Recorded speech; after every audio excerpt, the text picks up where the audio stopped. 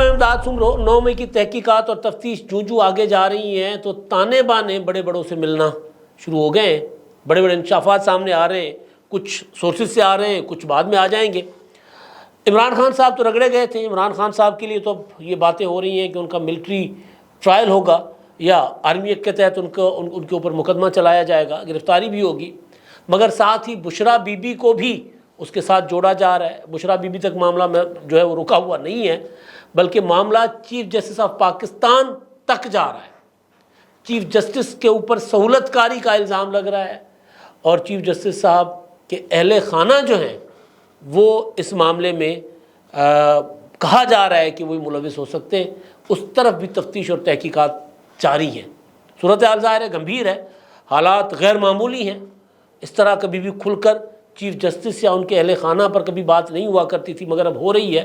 وجہ یہ ہے کہ آڈیوز آ گئی ہیں منظر عام پر، اور ان آڈیوز سے بچنے کے لیے چیف جسٹس نے ایک آڈیو کمیشن جو بنا تھا اس کو کام سے روک دیا، ایک قانون بنا practice and procedure act, chief justice صاحب نے وہ روک دیا، وہ قانون سپریم کورٹ کو بااختیار کر رہا تھا، چیف جسٹس نے اس قانون کو بھی روک دیا، اور سارا کچھ نواز شریف کو روکنے اور عمران خان کو نااہل ہونے سے بچانے کے لیے ہوا۔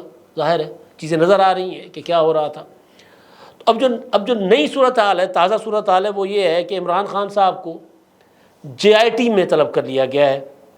9 مئی کے حوالے سے جو جے آئی ٹی تشکیل دی گئی، کافی ساری جے آئی ٹیز بنائی گئی ہیں، توق کے حساب سے 9-10 جے آئی ٹیز بنی ہیں صرف لاہور کے واقعات کے حوالے سے۔ راول پنڈی میں جو جی ایچ کیو پر جو حملے میں ملوث جو مبینہ ملزمان ہیں، جو ملزمان تو ملزم ہوتا ہے، مبینہ تو نہیں، مجرم ہوتا ہے مبینہ، تو جو ملزمان ہیں ان میں سے 8 ملزمان کو عدالت نے آرمی ایکٹ کے تحت ان کو ٹرائل کرنے کے لیے فوج کے حوالے کر دیا ہے۔ اس سے پہلے 16 جو ملزمان تھے لاہور میں، ان کو فوج کے حوالے کیا گیا تھا۔ اس سے پہلے پشاور سے میرا خیال ہے 16 کی تعداد ہے، وہاں سے ان کو حوالے کر دیا گیا آرمی ایکٹ کے تحت ان کے ٹرائل کے لیے فوج کے۔ اب جو صورتحال ہے وہ آج سپریم کورٹ میں ایک مقدمہ چل رہا تھا الیکشن کی نظر ثانی والا، پنجاب کے انتخابات، اور وہ تھوڑی دیر چلا اور اس کے بعد سماعت ہوئی، اور اس کے بعد سماعت ختم ہو گئی، ملتوی کر دی گئی۔ وجہ یہ تھی کہ چیف جسٹس صاحب کو بتایا گیا کہ جی نیا قانون آ گیا اپیل کے متعلق، لہٰذا وہ نافذ العمل بھی ہو گیا ہے، تو اس طرح مقدمے کی سماعت چل نہیں سکتی۔ تو چیف جسٹس صاحب نے وہ اور ان کے ساتھی جج صاحبان وہ پریشان بھی ہوئے، اور بقول اسلام آباد کے جو جرنلسٹ ہیں جو رپورٹ کر رہے تھے کہ وہ پریشان ہوئے، اور پریشانی چھپانے کے لیے انہوں نے ذرا اپنا باڈی لینگویج چینج کرنے کی کوشش کی۔ جج صاحبان جو بیٹھے ہوئے تھے وہ ذرا مسکرائے، وہ ذرا ہنسنے کی کوشش کر رہے تھے کہ کوئی فرق نہیں پڑا ہمیں اس کا۔ تو بہرحال تو وہ عجیب و غریب قسم کے طریقے سے وہ سماعت جو ہے وہ ملتوی ہو گئی۔ چیف جسٹس صاحب جس تیزی کے ساتھ آگے آ رہے تھے رک گئے۔ کیوں رک گئے ہیں پتہ کرنے کی کوشش کی، وجہ کیا ہے؟ چیف جسٹس صاحب میں وہ جاہ و جلال کیوں نہیں ہے؟ وہ جس طرح چیف جسٹس صاحب الیکشن میں ہر صورت کرواؤں گا 14 مئی کو، اور پھر اس کے جو اثرات بھگتنے پڑیں گے، اور اب کہہ رہے ہیں کہ جی نہیں ماضی پر اثرات نہیں پڑیں گے۔ کیا ہوا ہے؟ 2 چیزیں جو اسلام آباد سے پتہ چل رہی ہیں۔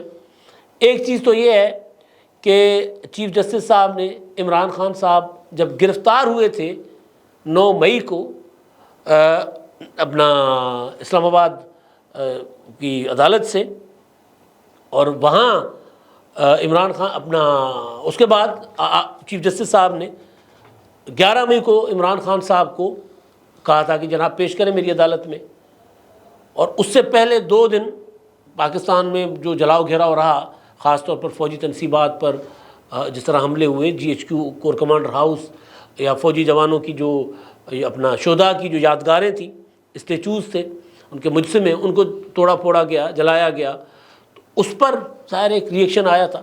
تو اس کے باوجود چیف جسٹس صاحب نے عمران خان کو ریلیف دیا اور دلوایا اسلام آباد ہائی کورٹ سے بلینکٹ قسم کا کہ جی آپ جاؤ، آپ موجے کرو، آپ کو کوئی کچھ نہیں کہے گا۔ تو اس پر بھی انویسٹیگیشنز اور پھر آڈیو پہلے سے پڑی ہوئی تھی، تو اس پر بھی تانے بانے جوڑے جا رہے ہیں کہ چیف جسٹس صاحب کا ان سارے معاملات سے کنیکشن 9 مئی سے بنتا ہے کہ نہیں بنتا۔ یہ انویسٹیگیشنز ہو رہی ہیں، یہ تحقیقات اور تفتیش ہو رہی ہیں۔ پھر چیف جسٹس صاحب کے اپنا رشتہ دار ان کی بہن کا گھر کہا جا رہا ہے کہ کور کمانڈر ہاؤس کے پاس، وہاں ان کے بہنوئی کا گھر، ان کے فیملی کے لوگ، وہ عمران خان صاحب برسرعام کہتے رہے 25 مئی کے لانگ مارچ سے پہلے کہ جج صاحبان کی فیملیز بھی ہمارے ساتھ لانگ مارچ میں آئیں گی۔ دھرنوں میں خبریں آئیں کہ جناب جج صاحبان کی فیملیز لبرٹی کے دھرنے میں، اس سے پہلے والے دھرنوں میں وہ جاتی رہی ہیں۔ یہ اپنا آرمی چیف قمر جاوید باجوہ جو سابق آرمی چیف ہے وہ یہ بات کرتے رہے۔ تو یہ ادھر بھی کور کمانڈر ہاؤس والے معاملے میں بھی چیف جسٹس صاحب کے فیملی کے لوگوں کے ملوث ہونے کے اوپر بھی تفتیش اور تحقیقات ہو رہی ہیں۔ اب ہیں نہیں ہیں ہمیں نہیں پتہ، لیکن سورسز یہ بتا رہے ہیں کہ معاملات اس طرف بھی جا رہے ہیں۔ ہو سکتا ہے اگر سابق آرمی چیف جنرل آصف نواز جنجوہ صاحب کی نواسی، ان کے لیے کہا گیا کہ کسی قسم کی رعایت نہیں ہوگی، وہ جیل میں ہیں، جیل سے اسپتال میں، ملاقات کرنے کی اجازت نہیں ہے وغیرہ وغیرہ، جو صورتحال بنی ہوئی ہے، اسٹرانگ میسج ہے نا، سخت پیغام ہے۔ تو پھر اگر کہیں اس طرح کوئی چیز ہو تو چیف جسٹس صاحب بھی انسان ہے، ظاہر ہے، تو وہ ممکن ہے اس طرح کمزور پڑ گئے ہوں۔ عمران خان نے کل کہا نا، کیوں کہا عمران خان صاحب نے کہ چیف جسٹس صاحب جو طاقتوروں کے سامنے کمزور پڑ گئے ہیں، سپریم کورٹ طاقتوروں کے سامنے کمزور پڑ گئی ہے، تو کہیں نہ کہیں کچھ نہ کچھ ہو رہا ہے اور 9 مئی سے ریلیٹڈ ہو رہا ہے۔ اس سے زیادہ کچھ انفارمیشن جو ہے وہ آئے گی تو دیکھیں گے، لیکن کافی ساری انفارمیشن جو ہے وہ جمع کر لی گئی ہوئی ہے۔ تو یہ چیزیں جو ہو رہی ہیں غیر معمولی، جیسے میں نے کہا نا، سارا کچھ غیر معمولی ہو رہا ہے۔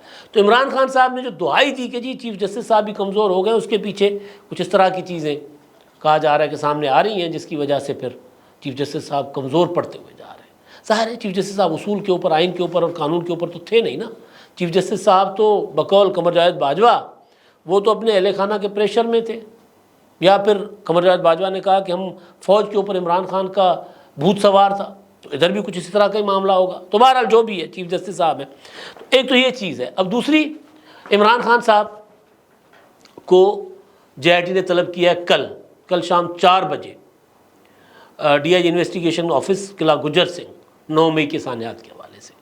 اب عمران خان صاحب کے پاس اب کوئی آپشن نہیں ہے، اب عمران خان صاحب وہ والے لاڈلے نہیں رہے، نہ پھر عمران خان صاحب کے بقول عدالتیں وہ والی رہی ہیں، کمزور ہو گئی عدالت، سپریم کورٹ کمزور ہو گئی ہے، تو ان کو کہیں سے کوئی پروٹیکشن نہیں مل سکتی شاید۔ تو عمران خان صاحب کو کل 4 بجے قلعہ گجر سنگھ جا کر انویسٹیگیشن میں جے آئی ٹی کے سامنے اپنا بیان قلم بند کروانا ہوگا۔ اور اس میں پھر ظاہر ہے عمران خان صاحب نے جو خطاب میں کہا تھا کہ جب مجھے گرفتار کیا گیا، مجھے ڈنڈے مارے گئے، تو پھر احتجاج تو وہیں ہونا تھا جہاں فوج تھی، تو پھر ہمارے لوگ کور کمانڈر ہاؤس نہ جاتے، جی ایچ کیو نہ جاتے تو کہاں جاتے؟ تو یہ سارے بیانات بھی ظاہر ہے عمران خان صاحب کے وہ بھی جمع ہو چکے ہوں گے، تو انویسٹیگیشن میں سوال ہوں گے عمران خان صاحب سے۔ عمران خان صاحب کو جے آئی ٹی کے سامنے جواب دینا پڑے گا کہ وہ کیوں کر اس میں ملوث نہیں تھے۔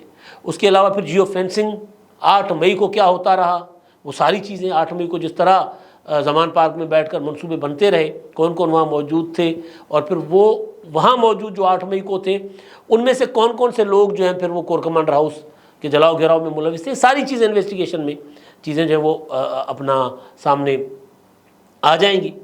تو عمران خان صاحب کو جا کر وہاں پر بات کرنی ہوگی۔ اب عمران خان صاحب سے جو منحرف ہو گئے لوگ، وہ اب طلب کیے جا رہے ہیں 190 million pound national crime agency کا اسکینڈل جو ہے القادر ٹرسٹ والا جو معاملہ، اس میں بھی فواد چودھری کو کل بلایا گیا ہے، یعنی منگل کو 12 بجے نیب میں۔ شیخ رشید صاحب کو بھی کل ہی بلایا گیا، اس سے پہلے 11 بجے۔ پرویز خٹک خاموش بیٹھے ہوئے سائڈ پر ہیں، لیکن ان کو بھی بلایا گیا ہے 31 مئی کو، یعنی پرسوں۔ اسد عمر کو بھی 31 مئی کو بلایا گیا ہوا ہے، 31 مئی کو بطور گواہ ان کو بلایا گیا۔